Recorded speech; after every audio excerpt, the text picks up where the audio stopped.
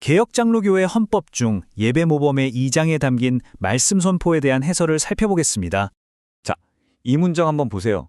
복음 선포는 구원에 이르는 하나님의 능력입니다. 이게 무슨 뜻일까요? 우리가 교회에서 듣는 설교가 그냥 좋은 이야기나 교훈적인 강연이 아니라는 겁니다. 그 자체로 구원으로 이끄는 하나님의 살아있는 힘이라는 선언이죠.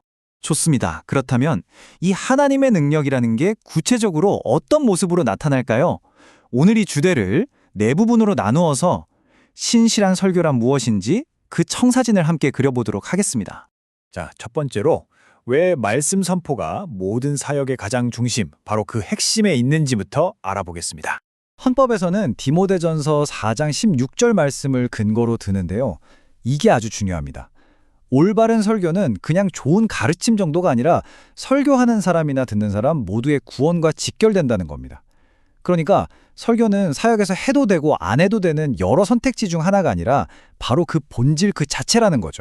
그렇다면 도대체 설교란 무엇이고 또 사역자는 어떻게 이 설교를 준비해야 할까요? 설교는 그냥 좋은 말이 아닙니다. 사람의 생각이나 철학을 전하는 게 아니고요.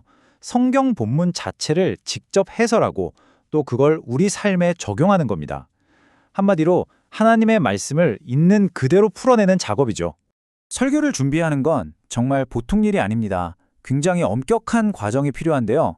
깊이 있는 영적, 지적인 노력이 다 들어가야 하죠.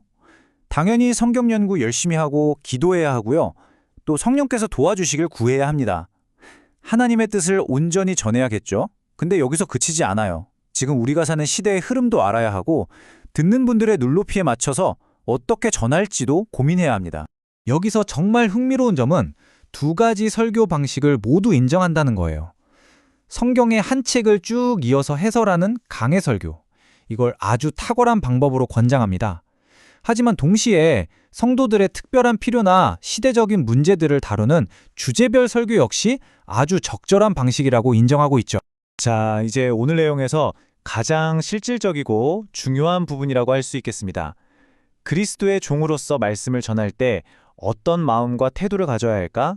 예배 모범은 아주 구체적으로 7가지 지침을 제시합니다. 네, 바로 이 7가지입니다. 지금부터 하나씩 자세히 살펴보겠습니다. 부지런하게, 명료하게, 신실하게, 지혜롭게, 엄숙하게, 사랑으로, 그리고 하나님께 배운 대로. 이 7가지가 모든 설교의 기준이 되는 셈이죠. 이 길들을 따라갈 때 설교는 비로소 하나님의 능력이 될 수 있습니다. 자, 첫 번째부터 한번 볼까요?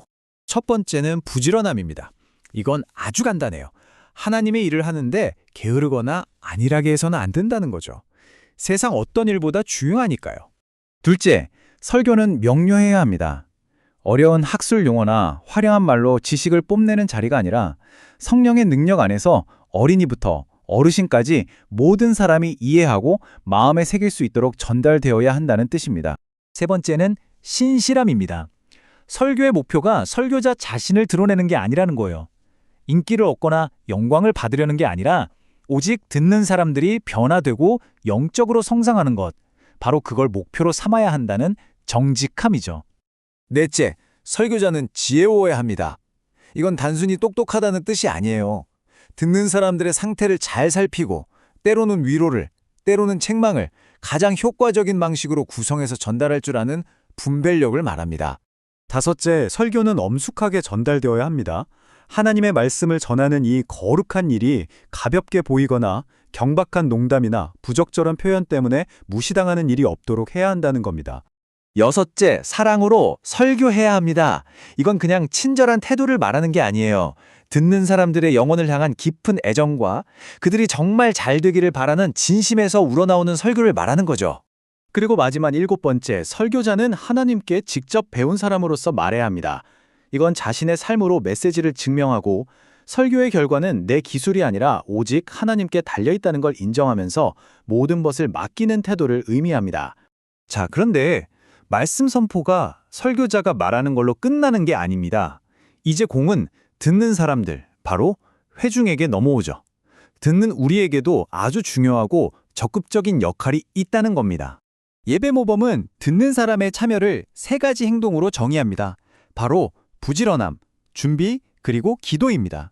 그러니까 말씀을 그냥 수동적으로 듣고만 있는 게 아니라 들을 준비를 하고 집중해서 들으며 그 말씀이 내 삶에서 열매를 맺도록 기도하면서 참여해야 한다는 거죠. 결국 우리는 선포된 말씀을 그냥 머리로만 아는 지식으로 여기는 게 아니라 믿음과 사랑으로 받아들여야 하고요. 그걸 마음에 깊이 새겨야 합니다. 그리고 제일 중요한 건 이걸 우리 삶 속에서 직접 실천해내는 거죠. 이렇게 설교하는 사람과 듣는 사람이 각자의 역할을 신실하게 다할 때 정말 아름다운 열매가 맺어집니다. 교회의 진리가 지켜지고 성도들은 믿음 안에서 굳건히 서게 되고요. 말씀을 전하는 사역자는 큰 격려를 얻게 되죠.